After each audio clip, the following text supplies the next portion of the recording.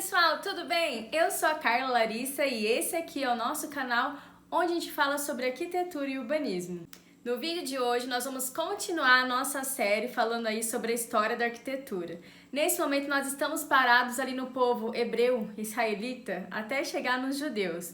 E esse já é o quarto vídeo da série, então tem mais vídeos aí pra trás. Se você não assistiu os outros vídeos, corre lá no canal, dá uma assistida que eles estão muito legais. Mas antes da gente começar o vídeo, já quero pedir pra você aquela forcinha pro nosso canal. Se não é inscrito, se inscreva aqui no nosso canal, ative as notificações pra você sempre ficar por dentro de tudo que a gente postar.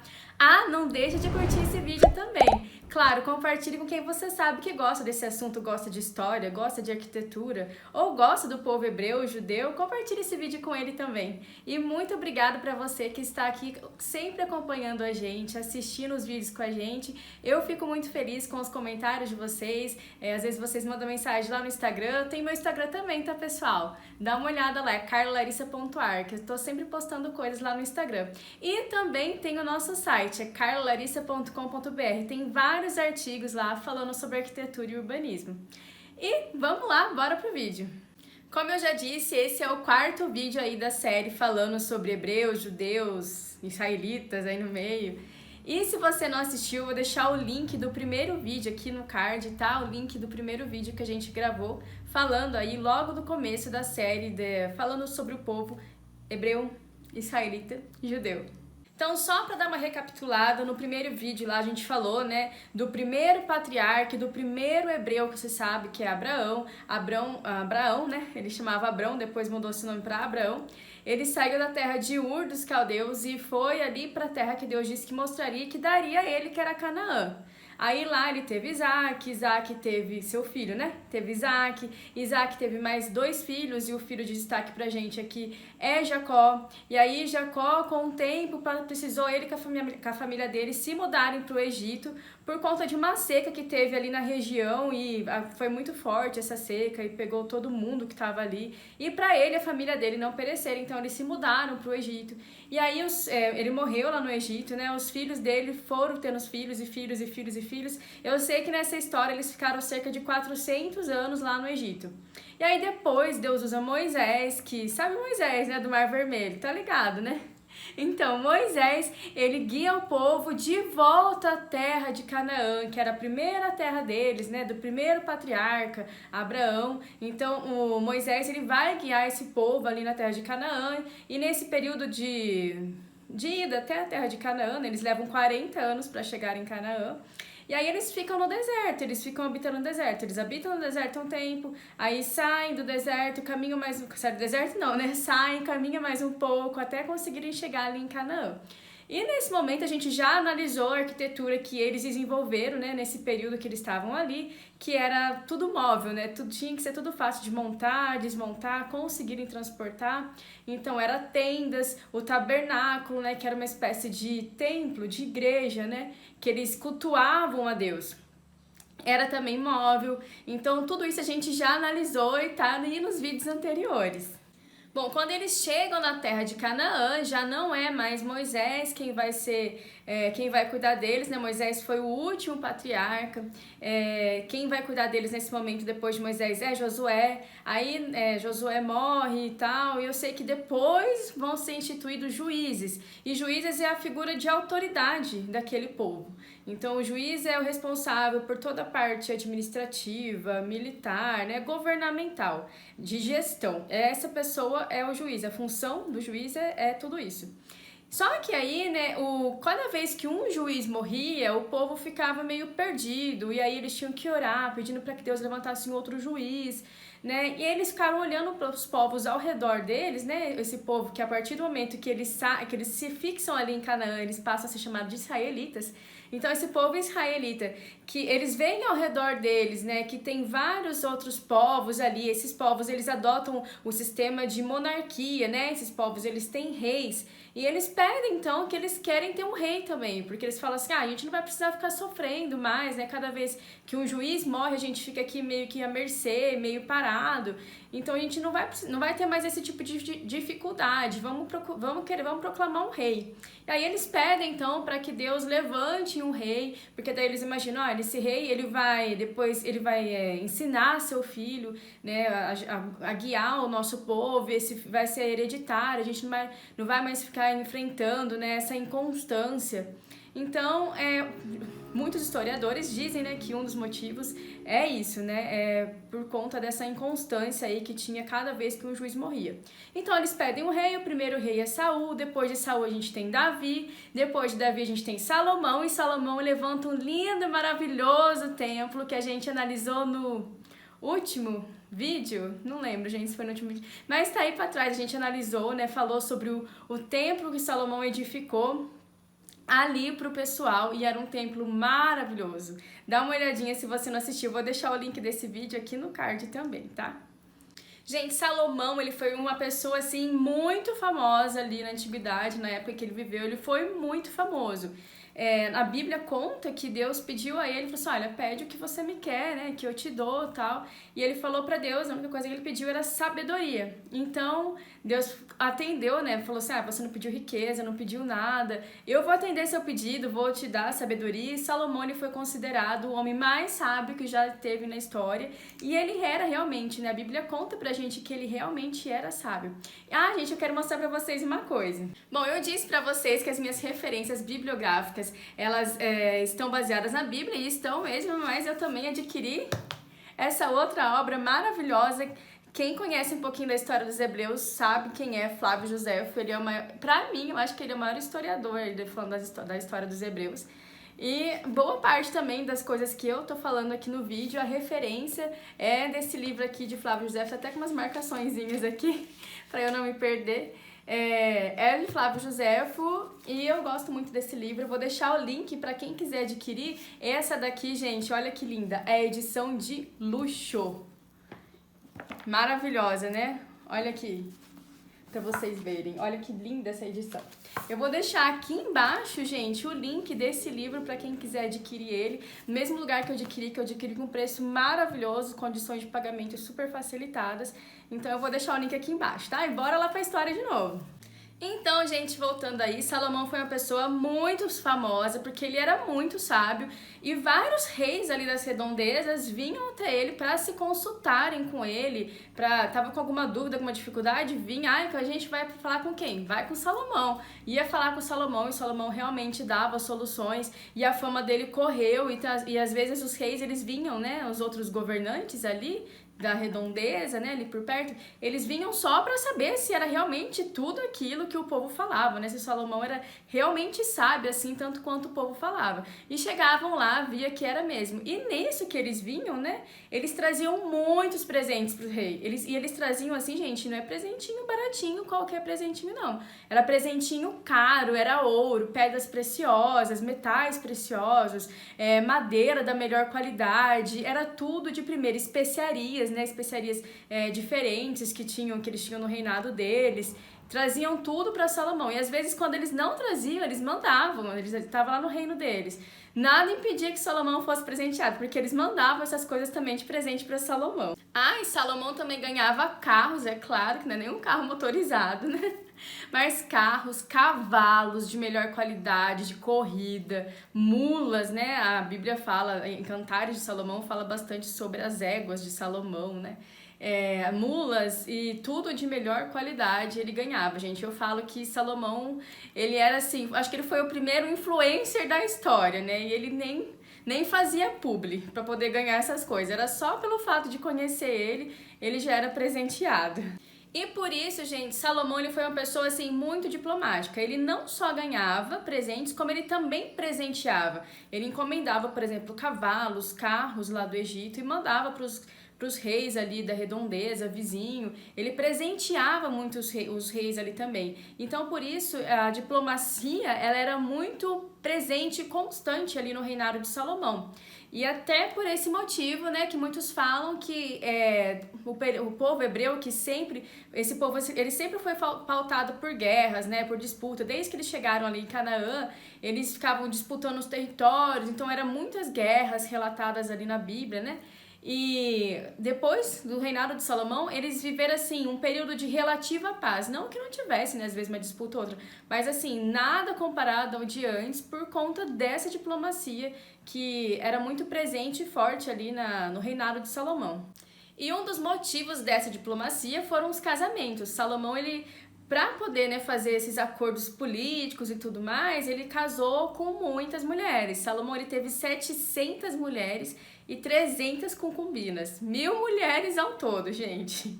E eu fico imaginando, né, isso eu não tô falando de nada que eu li, nenhum livro, nada, gente. Eu fico imaginando que talvez, né, pro rei, fosse até, né, pro pai, né, por exemplo, pro pai da noiva, fosse um motivo de privilégio, né, e de orgulho, falar, olha, minha filha tá casada com o famoso, com o inteligente, né, com o sábio Salomão, o rei de Israel, né. Eu acho que pro pai, né, pro rei que tava dando a sua filha ali em casamento, era muito orgulho falar, né, que a filha dele era casada com Salomão.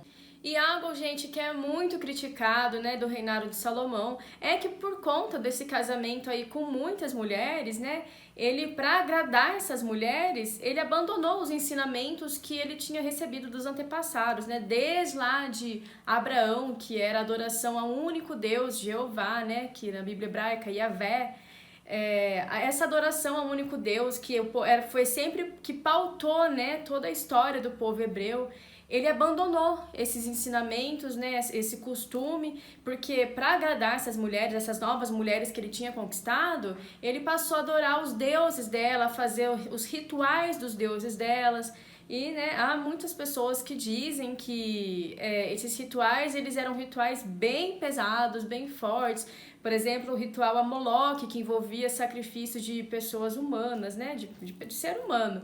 E muita gente diz que Salomão realmente participou desses rituais, e isso foi algo que deixou o povo descontente, e algo que também que foi criticado naquela época, né? E até hoje, para quem estuda a história do povo hebreu, né, critica também essa parte da vida de Salomão. Bom, em relação ao urbanismo, né, Salomão, ele construiu um templo maravilhoso ali, né, falando da arquitetura. E o urbanismo, gente, Salomão não abandonou o urbanismo. Se vocês já perceberam, né, se você está acompanhando aí nosso canal há um tempo, já percebeu, né, aqui na história da arquitetura, que a cidade de Jerusalém, ela era muito importante, não só era como é até hoje, né? Muito importante para esse povo. Então, todas as estradas que davam acesso a Jerusalém, Salomão mandou pavimentar ela com pedras negras, né? E todas essas estradas ficaram ali pavimentadas com essas pedras negras, então elas facilitavam o acesso das pessoas até chegarem ali em Jerusalém, né? Que todo mundo, pelo menos uma vez por ano, as pessoas peregrinavam, né? Independente da região de Israel que elas estivessem, elas peregrinavam até Jerusalém para fazerem, né, sacrifícios, louvores a Deus e tudo mais, por conta do templo que estava ali em Jerusalém. Gente, lembrando, né, qual a importância do templo? Não é só por conta do templo, é o que tinha ali dentro do templo, a Arca da Aliança, né? A Arca da Aliança, ela era muito importante para esse povo. Então, como a Arca da Aliança estava ali dentro do templo, né, era nesse lugar que as pessoas deviam vir oferecer sacrifícios e louvores a Deus e tudo mais. Então Salomão mandou pavimentar todas as estradas que davam acesso a Jerusalém, cobriu essas estradas recobriu elas com pedras negras, e tudo isso era para dar mais comodidade para o povo e também, claro, né, para mostrar toda a sua magnitude como rei. Bom, e por conta, né, de Salomão ter abandonado então a adoração ao único Deus, Jeová, Deus permitiu que algumas coisas nada boas, né, acontecessem com Salomão. Salomão passou por uns maus bocados. Primeiro, para começar, ali dentro do próprio reino dele, tinha uma pessoa lá dentro que chamava Jeroboão, e que Salomão, ele era da confiança de Salomão. Salomão tinha dado até inclusive um cargo para ele e tudo mais. Jeroboão, vendo que Salomão cobrava muitos impostos do povo, né, e que também que ele tinha deixado a adoração a Deus e tudo mais, ele começou a incitar as pessoas a se juntarem a ele e darem um golpe, né? Um golpe aí de Estado. Tá achando que o golpe de Estado é recente? É nada, gente. Muito antigo. Tava incitando o povo, então, reunindo para darem um golpe de Estado ali e tomar o trono de Salomão. Ele queria ser instituído rei no lugar de Salomão. Salomão ficou muito chateado, né, quando descobriu isso, e mandou matar Jeroboão, gente. O nome dele é Jeroboão. mandou matar Jeroboão. Jeroboão ficou com medo e correu para o Egito. Gente, guarda esse nome, guarde Jeroboão. Isso que está acontecendo nesse momento vai ser importante daqui a pouco, vocês vão ver por quê. Aí Jeroboão, então, depois que ele tem todo esse golpe, Salomão descobriu e mandou matar ele, com medo de morrer, ele corre, foge para o Egito. Aí o tempo passou, foi passando, quando Salomão estava na idade de 94 anos, ele morre e ele é enterrado ali em Jerusalém. Isso, gente, por volta de 920, 930 a.C. Não se sabe exatamente a data com precisão, mas é em torno de 920 a 930 a.C. Aí ele morreu, então, é enterrado em Jerusalém. Quem vai reinar é o seu filho Roboão, que passa a reinar no seu lugar. Bom, gente, como eu já falei pra vocês, né, pra dar conta de pagar a construção do templo, que gastou... Quem viu o templo, né, assistiu o vídeo anterior, viu que o templo foi construído com materiais de primeiríssima, né? O templo, ele era magnífico, suntuoso era o templo de Salomão. E aí, para dar conta, né, de pagar a construção do templo, pagar o palácio do rei, né, todas as despesas do palácio do rei, a construção e as despesas, né, gente? E os presentes que Salomão dava aos outros reis e tudo mais, Salomão cobrava impostos muito altos do povo. Então, assim, o povo, ele não precisava mais guerrear, como, por exemplo, foi no reinado de Davi, né? Davi foi considerado o melhor rei da história de Israel. Então, como foi no reinado de Davi, o povo não precisava mais ficar guerreando. Só que, por outro lado, eles tinham impostos muito altos para pagar e o povo estava com dificuldade de conseguir arcar com o pagamento desses impostos.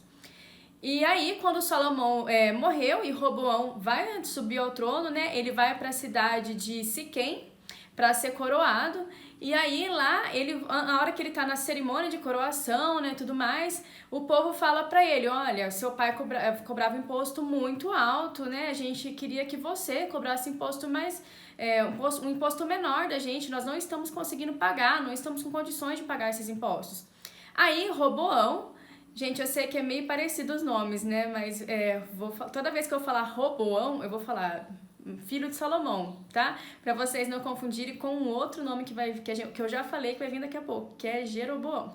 Então, Roboão, filho de Salomão, ele tá ali pra assumir o trono, né? O povo fala isso pra ele, olha, cobre impostos mais baratos da gente e tal. Ele fala assim, vou pensar no caso de vocês, não vou dar uma resposta agora, me deem 3 dias pra eu pensar nisso e ver se eu vou acatar ou não. O povo não gostou muito, mas não tinha muito o que fazer, tá bom. Deixou ele pensar lá por 3 dias. Bom, aí passados esses 3 dias, Roboão, ele vai lá falar com o povo, né? Ele vai falar com o povo e antes de falar com o povo, ele se consultou com os anciãos. Os anciãos falaram assim pra ele, olha, acata que o povo tá dizendo, né? Seja gentil com o povo, fala gentil com eles, né? O povo gosta quando tem um rei amoroso que fala gentil com eles. E ele ficou meio assim, né? E se consultou com os amigos dele que tinham estudado com ele. Aí os amigos falaram assim, não, mostra pra esse povo que você é superior a seu pai, que você é muito maior que seu pai. Eles acham que Salomão, que Davi e Salomão foram bons, mostra que você é muito maior que Salomão, não sei o quê. E adivinha a quem que ele seguiu? Ele seguiu os conselhos desses amigos dele. E aí ele chegou perante o povo, né, passados esses 3 dias, ele chegou perante o povo e falou pro povo, olha, vocês acham que com meu pai tava ruim? Vocês vão ver comigo o negócio vai ser bem pior, vocês estão achando o quê? Que vai ficar assim, por assim? Comigo o negócio vai ser muito pior. E ele falou de um jeito, né, bem grosseiro, rude com o povo, e o povo ficou muito, mas muito bravo, gente. Vocês não têm noção de como o povo ficou bravo, com razão, né?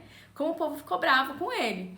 Aí ele viu que o negócio estava os ânimos estavam meio alterados, tal, mandou Adorão, que era quem cuidava dos tributos, né, do reinado, mandou Adorão ir lá conversar com o povo e tentar acalmar o povo. Mas o povo estava tão bravo que o povo matou Adorão. Aí ele viu que o povo não estava pra brincadeira, o negócio não estava bom pro lado dele, não. Então ele sai da cidade de Siquém e vai até Jerusalém. Lá em Jerusalém, as tribos de Benjamim e de Judá, né, que era aonde Jerusalém pertencia, a tribo de Judá, né? As tribos de Benjamim e de Judá, elas acatam Roboão, filho de Salomão, como um rei. E as demais tribos, o que acontece com elas? Tão lembrado de Jeroboão, que era aquele que estava lá no palácio de Salomão e Salomão confiava nele, aí ele começou a incitar o povo para uma revolta e dar um golpe de estado? Então, Jeroboão, ele estava lá no Egito, né? Aí quando ele ouviu falar que Salomão morreu, ele, correu, ele falou assim, agora é minha hora, minha oportunidade. Até porque já viu uma profecia, né? Deus já tinha usado um profeta para dizer que Jeroboão, ele seria rei.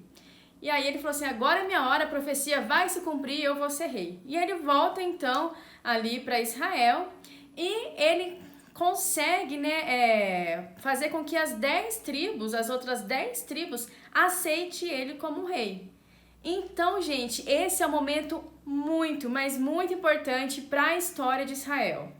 É esse momento aqui, esse momento ele é crucial, logo após a morte de Salomão, e que é quando então Jeroboão fala de forma, né, grosseira com o povo não aceita ele de jeito nenhum como rei, ele só consegue ser rei, Jeroboão, que é... Gente, até eu tô confundindo, Roboão, que é filho de Salomão. Roboão, ele só consegue ser rei, então, de Judá e de Benjamim, só essas duas tribos que vão aceitar ele como rei. E aí Jeroboão, né, que é aquele outro que estava lá no Egito e que volta, ele vai conseguir ser rei das outras 10 tribos. E a partir desse momento nós temos uma ruptura das tribos. A gente vai ter as tribos do norte, que vão ser essas 10 tribos governadas por Jeroboão, e as tribos do sul, que são as tribos de Benjamim e de Judá, que são governadas então por Roboão, filho de Salomão, que era filho de Davi. Davi tinha sido um rei maravilhoso, né? Então a descendência de Davi era muito importante e Roboão então conseguiu governar as duas tribos. E aí você pode estar pensando, nossa, mas Roboão, né, o filho de Salomão, ele vai parar assim, né, sem nem brigar, sem nada, vai aceitar isso de bom grado? Não, Roboão, ele tenta pegar o exército ali dessas duas tribos, né, de Judá e de Benjamim, e ele tenta pegar esses exércitos e ir lá brigar com o Jeroboão e pegar o reinado dele, porque ele que era o rei legítimo, ele que era neto de Davi, filho de Salomão, e ele tenta pegar o povo de volta. Mas Deus não permite que ele faça isso, Deus usa um profeta para ir lá falar com ele, que isso ia ser, gente, imagina, 2 tribos contra 10 tribos, né? Não ia adiantar de nada. E aí Deus não permite que ele faça isso, então tem-se mesmo a ruptura desse povo. E é uma ruptura para sempre. E aí a nomenclatura então desse povo vai mudar, porque agora nós não temos mais um reino, são 2 reinos distintos. O reino do norte, que vai receber o nome de Israel, então as 12 tribos, né, formavam uma única nação chamada de Israel. A partir dessa ruptura, vai dividir reino do norte e reino do sul. O reino do norte é que recebe o nome de Israel, que pode ficar com o nome de Israel, e o reino do sul, então, passa a ser chamado de reino de Judá, né, da tribo de Judá, reino da Judéia. E daí, será que daí que veio o nome judeu? Quem sabe? A gente vai falar. Nos próximos vídeos a gente vai chegar nessas partes aí. E aí, por que então que Israel pode ficar com a tribo do norte e não com a tribo do sul? Esse nome Israel, por que pode ficar com a tribo do norte e não com a tribo do sul? Vamos entender isso também. Bom, para entender, né, por que o norte pode receber o nome de Israel e o do sul não, a gente precisa voltar lá atrás, quando Jacó estava vivo, mas prestes a partir. Quando ele estava prestes a partir, ele reúne todos os seus filhos, né? E ele vai dar, então, a bênção para esses filhos. A bênção da primogenitura, gente, era uma coisa muito importante, porque a bênção da primogenitura era a bênção maior de toda. Então, antes de partir, né, o patriarca, ele vai abençoar os seus filhos. E essa bênção, ela vai... Sabe aquele ditado de que palavra de pai e mãe pega? Palavras. Não sei se vocês já ouviram isso, mas quando eu era criança eu ouvia muito todo mundo assim, cuidado, viu? Porque praga de mãe pega. Sabe esse ditado, gente? Então, a bênção da primogenitura era assim, a bênção, né? A bênção do pai, na verdade, não só da primogenitura, mas a bênção do pai sobre os seus filhos era assim, ela pegava mesmo. E ela ia abençoar, né? Se é uma bênção, ela ia abençoar, então, esses filhos e a descendência dele. Ainda mais Jacó, que era, né, uma pessoa tão próxima a Deus, né? Que... Tudo bem que ele era desobedientinho, mas ele foi fiel a Deus, ele ensinou essa fidelidade, passou essa fidelidade para os filhos dele. E aí, então, ele vai abençoar esses 12 filhos dele. E a bênção da primogenitura, quem recebesse ela que seria o mais abençoado de todos, e quem tivesse a bênção da primogenitura é aquela pessoa que poderia então usar o nome do pai, que no caso era Israel, porque Jacó, vocês lembram, né? Ele teve o nome dele alterado de Jacó para Israel. E a bênção da primogenitura, ela era dada para o filho mais velho, o primogênito, né? Tem a ver, bênção da primogenitura, primogênito, porque ela era então concedida ao filho mais velho. E o filho mais velho de Jacó, né, Israel, era Rubens. Então ele teria direito à bênção da primogenitura. Só que Rubens, eu já disse para vocês nos vídeos anteriores, ele fez uma coisa nada legal e aí por conta disso ele perdeu a bênção da primogenitura. Então, José, lembra de José, que foi rei do Egito e que Jacó amava muito ele?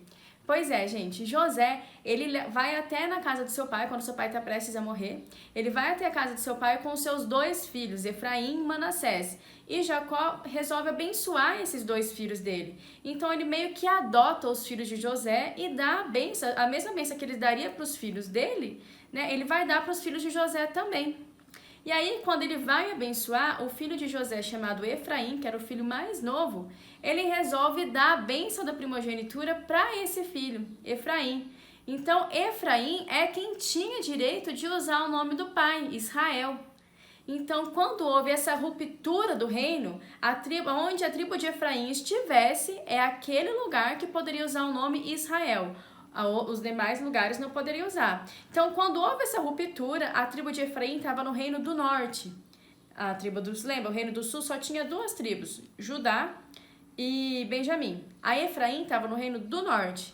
E aí, então, por isso o reino do norte pôde adotar o nome de Israel e a tribo de Judá, né, e Efraim, desculpa, gente, a tribo de Judá e Benjamim ficou então com o nome de Judá porque era a tribo maior. Uma coisa muito triste é porque essas tribos que eram irmãos, né, era uma família, uma grande família, elas passam então a ser inimigas, né, esses 2 reinos, né, o reino do norte e o reino do sul, eles passam a ser inimigos.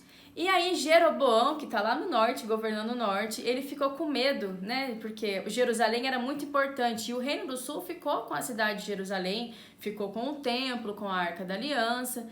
Então, o que ele faz? Ele pensou, primeira coisa que eu vou fazer, né? Pensando aí no urbanismo, eu vou fazer uma cidade maravilhosa para o povo saber que não é só Jerusalém, que o povo vê que aqui no Reino do Norte também tem coisa boa. E aí ele construiu então a cidade de Samaria e instituiu essa cidade de Samaria como a capital ali do Reino do Norte, né, como a capital de Israel. E aí, temendo então, né, que o povo fosse lá para o sul para adorar a Deus no templo, porque o templo ficou, lembra, lá no Reino do Sul. Ele, temendo que o povo fosse lá para o sul adorar a Deus lá no templo, ele construiu um novo templo para o povo lá em Samaria e falou para o povo, olha, vocês podem adorar a Deus aqui. Só que uma coisa assim, bem ruim que ele fez, é que a partir desse momento ele instituiu um bezerro de ouro, que era uma coisa que o povo já tinha feito lá atrás, no deserto. Ele instituiu um bezerro de ouro e falou pro povo, olha, vocês podem adorar aqui e podem adorar esse bezerro também. Então ele começou a ensinar coisas que eram contrárias, né? Aquilo que era uma ordenança dos antepassados, uma ordenança de Deus, que foi passando de geração em geração. Ele começou a fazer algo contrário àquilo, com a tribo do norte. E não só isso, gente, ele proibiu, sim, terminantemente proibido o povo ali do Reino do Norte ir até o Reino do Sul para adorar a Deus lá no templo que foi construído por Salomão. E por que tudo isso, gente? Porque ele tinha medo, né? Ele não era... ele sabia da importância de Davi e ele sabia da importância da legitimidade, né, do reinado, da hierarquia, né? E ele não era um descendente legítimo de Davi, né? Então, não tinha como ele conseguir o reino por hereditariedade, né? Isso era de Roboão e não dele, Jeroboão. Tudo parecido o nome, né, gente? Não dele, de Jeroboão. Então, ele ficou com muito medo do povo ir para lá e aí querer se juntar com a tribo do sul e destituir ele do cargo. E esse cargo, né, de tanto poder e prestígio, ele não podia perder. Então, ele fez isso. Ele construiu templos Gente, eu falei errado, né? Eu falei pra vocês que o templo ele foi construído ali na cidade de Samaria, mas não é. Ele foi construído na cidade de Dan, foram construídos 2 templos.